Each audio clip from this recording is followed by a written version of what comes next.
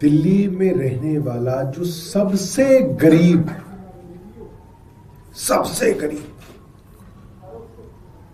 आदमी है, वो आज दिल्ली में राशन कार्ड बनवाकर राशन लेना चाहता है। सबसे गरीब आदमी, जिसके पास कहीं घर नहीं है, झुग्गियों में रह रहा है, किराए पे रह रहा है, छोटे मकान में कहीं पे एक कमरे का मकान खरीद के कहीं पे अनऑथराइज्ड कॉलोनी के अंदर कहीं रह रहा है, किसी दलित बस्ती में रह रहा है।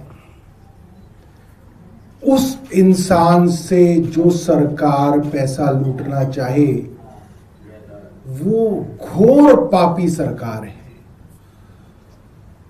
और अभी जो भारतीय जनता पार्टी की रेखा गुप्ता सरकार ने राशन कार्ड बनाने के नए नियम दिल्ली पर थोपे हैं, उसमें लगभग 800 करोड़ रुपए का घोटाला होने की पूरी संभावना है। और मैं आपके सामने बताऊंगा आपको 800 करोड़ उन गरीब लोगों से वसूले जाने की रिश्वत में संभावनाएं पैदा की रेखा गुप्ता की भारतीय जनता पार्टी की सरकार ने।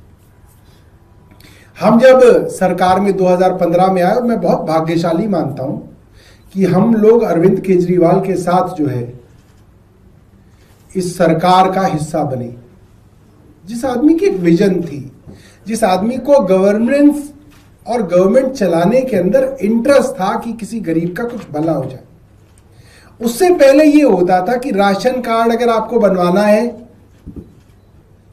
तो साहब 10 लोगों ने अप्लाई कर रखा है, एक का बनना है, तो कैसे बनेगा आप बताइए। अगर सरकारी बाबू को कह दिया जाए कि भाई इन 10 में से एक को चुन ले, तो उसको चुनने का सबसे बड़ा क्राइटेरिया जो पूरे देश में प्रचलित है वो क्या है? जो माल देगा उसका बनेगा, और तो कोई क्राइटेरिया नहीं हो सकता। माल है तो ताल है, और यही चलता था।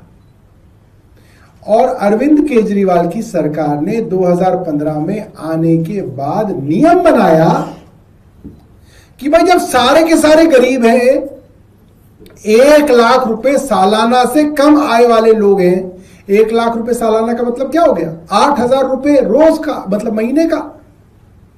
8,000 रुपए महीने का जो आदमी कमा रहा है, जो परिवार कमा रहा है, उसमें क्या गरीब और क्या अमीर? उसमें भी क्राइटेरिया हो सकता है क्या? ये 8,000 कमा रहा है, ये 6 कमा रहा है, ये 5 कमा रहा है, हो सकता है क्या? तो उसके अंदर चोरी होती थी। अरविंद केजरीवाल की आम आदमी पार्टी की सरकार ने कहा भाई जिसने पहले अप्लाई करा उसको पहले दो।